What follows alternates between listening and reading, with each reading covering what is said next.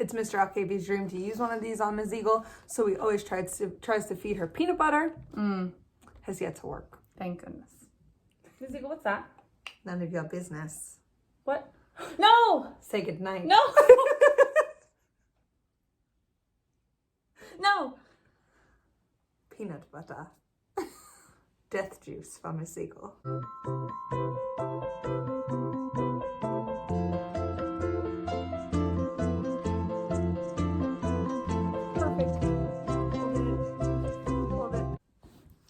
Hi, everybody, and welcome Hi, to our guys. 4th and final episode of our immune system series. Aren't you so sad it's almost over? I am sad.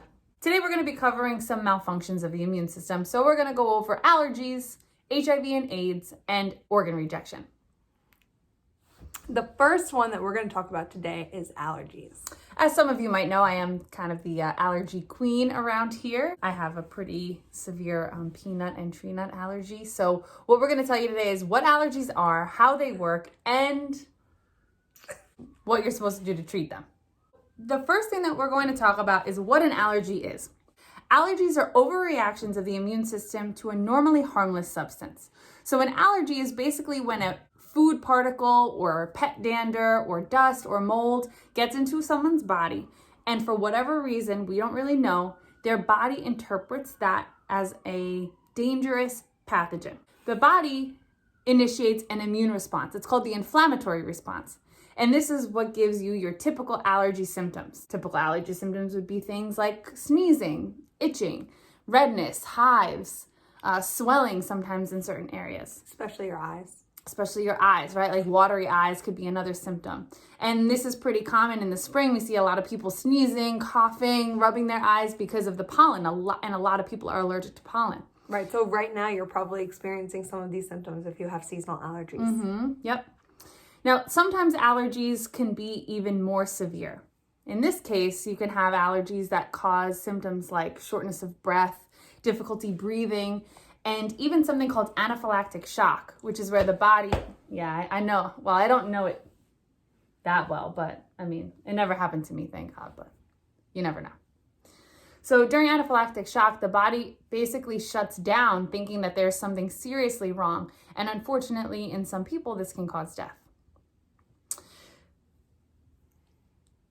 Because the inflammatory response is happening, that means that everything in your body is becoming inflamed, aka being swollen.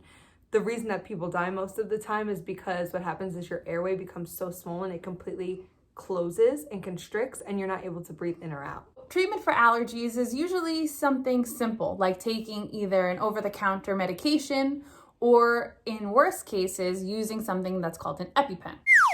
Benadryl is an example of one of the over-the-counter medications that someone can take if they have an allergic attack. So for me, if I accidentally ate peanut butter, then I would have to take Benadryl as quickly as I could.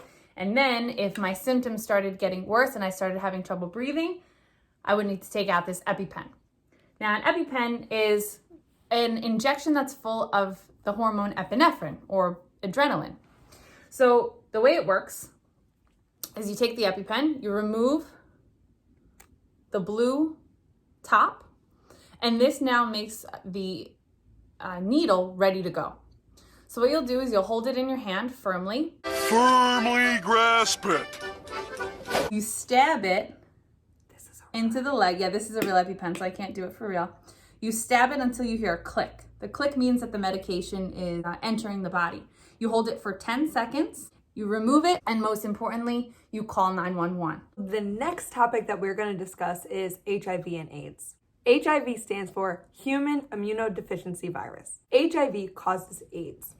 HIV destroys specific white blood cells in your blood known as helper T cells. Because of that, your body is not able to fight off common low-risk infections and makes those common low-risk infections lethal. So things like the common colds, the flu, for someone who has HIV or AIDS, makes it extremely Hard to fight off. be extremely life-threatening. HIV and AIDS was at one time a pandemic and has an extremely high contagious rate as well as extremely high death rate. So like coronavirus, it was also considered a pandemic at a time. The last thing we'll discuss with you guys today is organ rejection. Organ rejection is super interesting. It is. It is really It is interesting, really actually. interesting, yeah. Just to give you a little bit of background, right? For a variety of reasons, some people need to get organ transplants at some point in their life. So some organs that are transplanted commonly are the heart, the lungs, kidneys, the liver. And even as technology is increasing, we're now able to transplant things like skin, eyes, and other sort of unusual organs with more success.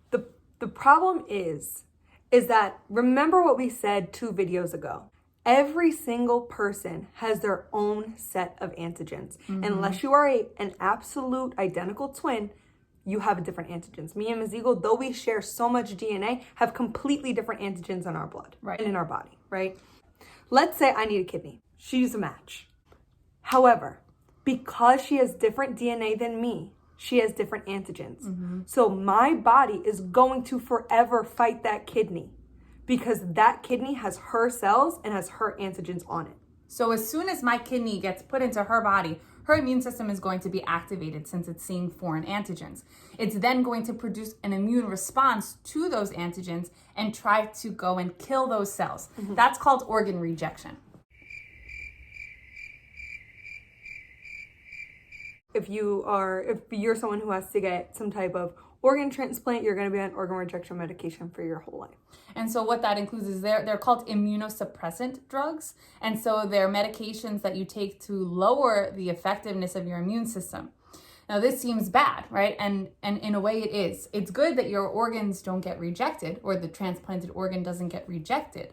But it also makes you really susceptible to other kinds of illnesses. So people who take immunosuppressant drugs often are affected by many other diseases. They're more likely to get cancer. They're more likely to be affected by something as simple as the common cold.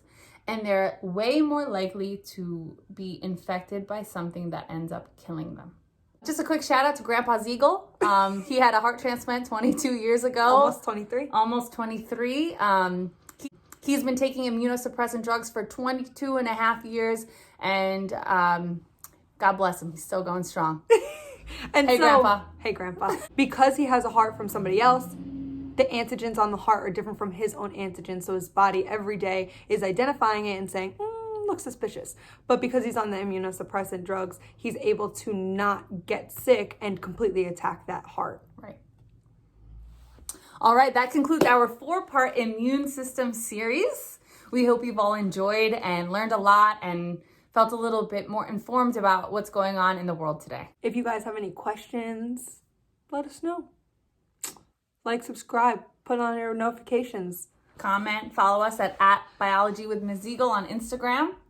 We're really proud of you for continuing this online learning. We know it's really hard. It's been a hard transition, but you've all been amazing and you've all been doing such a great job. And we hope these videos are helpful. We'll see you tomorrow for reproduction.